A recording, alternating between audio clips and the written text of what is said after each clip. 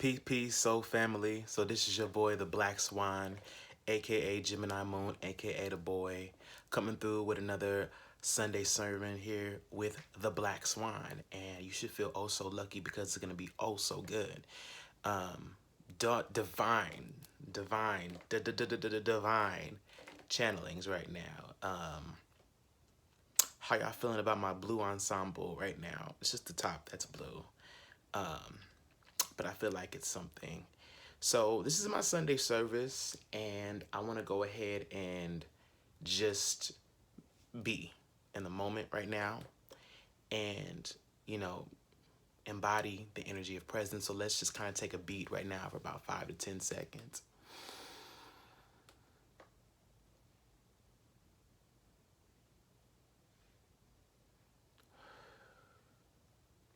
All right.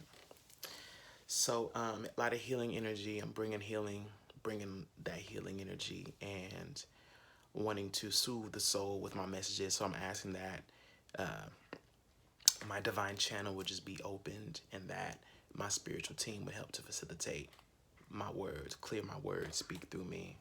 Thank you, God. Thank you, Source. Thank you, Spirit. Thank you, Creator of the universe. Thank you to all intermediary spirits, all higher beings of love, light, and benevolence. Coming in right now, I feel like the neighborhood hope dealer with my mug from the voodoo shop I work at. We're drinking some herbal blends, some herbal teas, and we about to get the tea on spirit today.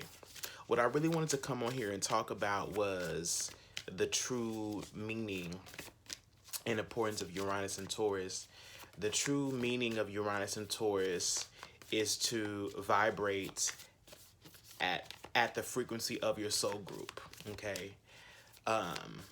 Uranus is there to help us to heighten our awareness around the things that we truly like, the things that we truly want to invest in, the things that are truly good for us, okay, for the long term and for our higher selves, okay? With Uranus and Taurus comes the evolution and the rebellion of fashion, the rebellion of identity, you know, the rebellion when it comes to food, when it comes to resources, sustainable resources, how we are getting what we're consuming, okay, what we're consuming. And Uranus is there to really help everybody to get into the mindset of to each his own. You understand what I'm saying? And when we can vibrate on that frequency of to each his own, you know what I'm saying, we become conduits of change for ourselves and for everybody around us, you know, whether we're challenging people to develop more spirituality or develop more of a better relationship with food and money and sustainable resources.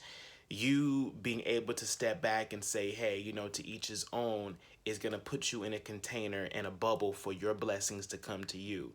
So with Uranus being the planet of, okay, rebellion, right?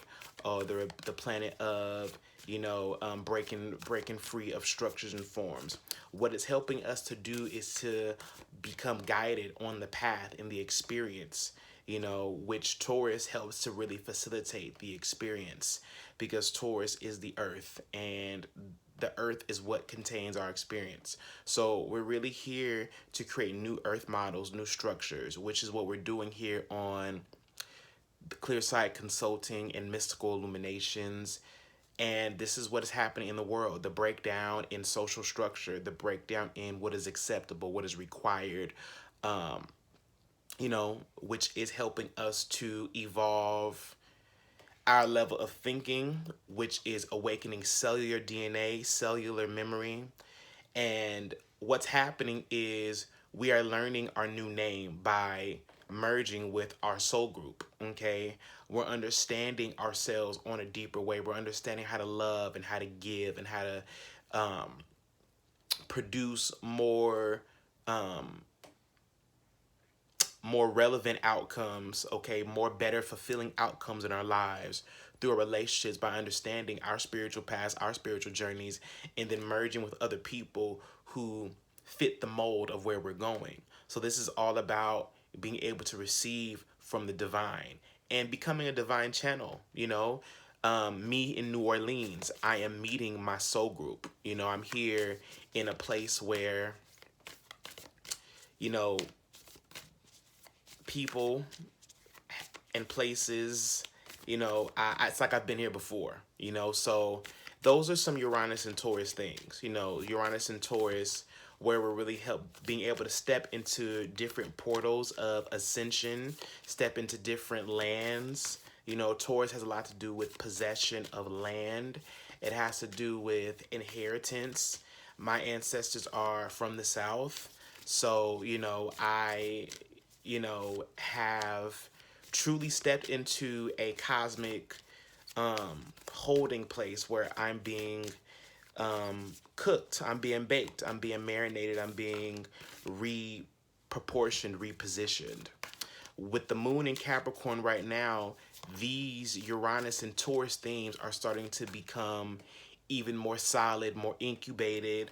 We're starting to be able to taste and develop a sense of how this is supposed to happen and take place in order to meet spirit halfway and create our magic, working with oils, working with water, working with natural elements is another thing with Uranus and Taurus right now. Pluto in Capricorn. Oh my gosh, we don't even, it's deeper than what we thought, it's deeper than what we thought. We really are working to get back to the garden-like experience, working to get back to the earth, working to get back to femininity and providing a space for femininity to heal us. Uranus is very androgynous. Pluto is very androgynous energy. So there is this very androgynous,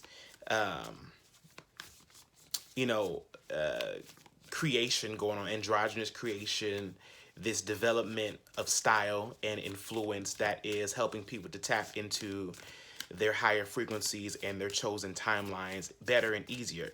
So know that those things are happening right now. So, and also remember the star card. The star card is a big card to meditate on at this time. In the age of Aquarius, Uranus, and Taurus, where so much of our personal value is evolving, we have to find our North Star, we have to find our purpose, and we have to find what is going to fulfill us at the end of the day. What is our special, unique trait and quality that is in line with our personal truth and integrity, meaning you have to believe in higher dimensions. You have to believe in higher timelines. You have to believe in frequency, because that is the only thing that's separating you from everything that's supposed to be yours. If you're trying to vibrate on everybody else's level, it's not going to work. You're crashing, you're colliding, you're doing too much. So yeah, this Uranus and Taurus is really helping to upgrade our manifestation by getting us in tune. My apologies for that. I dropped some cards and bent down to pick them up, and yeah. So let's continue. I'm gonna go ahead and just pull some cards from the Moonology deck. This is not pertaining to any particular transit or any particular thing. This is just a timeless reading, a timeless message for whoever needs to hear something from this Moonology deck. This Sunday sermon took on a little bit of a different form. I talked about Uranus and Taurus. And yeah, I believe that's something that's very important. I shared some positive insights for you guys to be able to step into your higher nature. So let's get it going.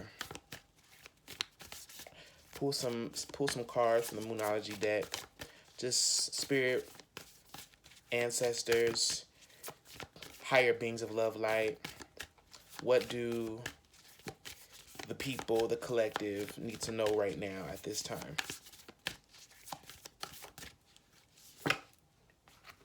Okay. So ancestral guidance, spirit guidance is letting us know to work through our fears right now. We've got the new moon in Scorpio, which says work through your fears. And right now is a time to challenge ourselves. Right now is a time to develop more comfortability around intimacy, tapping more into vulnerability, tapping into where we are weak, and allowing our weaknesses, allowing our vulnerabilities to become strengths. That's what I'm getting with the work through your fears. Working through your fears could also mean, that you want to spice things up sexually. You want to show more of your sexy side, your risque side. So you should feel right now, open to that, and, channel that sexiness, channel that seduction, channel, because that helps to charge your manifestations as well. Work through them fears. Say those things that are on your heart. Say those things that you want, even though it may seem a little risky. That's a part of working through fears, is getting stuff off your heart, getting stuff off your chest, telling your story, being brutally honest. Then we also have New Moon in Aquarius, which says bring love into the situation. So that's even higher, okay? We're talking about higher love. We're talking about, we got the new moon in Scorpio, then we got the new moon in Aqua. 2 fixed energies, new moon energies. So there's a new acquired taste right now for life. There's a new acquired taste. You have officially acquired a new desire, a new taste, okay? This is equivalent to survival of the fittest understanding, of it's like the environment is evolving, or you've evolved, what I'm saying? And that's kind of where this comes in. That's where this new sharpness comes in with new moon in Scorpio, new moon in Aquarius, okay? So we're talking about inviting new emotions, okay? We're talking about what it is that are we looking for now? What are you looking for now? Now that you know what you want, what I'm saying? You know how to get it. It's about actually doing it, and doing it well. I'm hearing that song by like Cool J, doing it, I'm doing it and doing it well. Doing it, I'm doing it and doing it well. Bringing love into the situation. This requires a bit of intimacy and vulnerability, and allowing the space for change to come in as well. In all of your connections and all your undertakings, it's about being open to saying the most weird, sexual, quirky things just because they help to break the ice. There's something here about needing to break the ice. So for many of us, we feel like we found our soul group. We feel like we found new connections. We may be nervous, or we may be afraid about really stepping into these new contracts now. But you have to step through the fear, step through the mist in order to get to the other side. So I'm going to pull one more card, and then that'll be my spiel. We have your commitment is being tested. So yeah, all of us right now are being tested to truly level up. Okay, level up our awareness within partnerships. Yeah, it's like having one foot in, one foot out. Right now, you can't get cold feet. You are married to the game. The game chose you. You did not choose it. So let's get into it. Let's get into it, y'all. Hope that this serves great purpose in your life. You found purpose in this message. I sure felt purpose in giving it. I'm now seeing what I need to do, how I need to be a little bit more vulnerable in relationships, give people a little bit more access to me. So those are some general messages. Hope that it inspired you, and I love you. All right, I'm gone. See ya.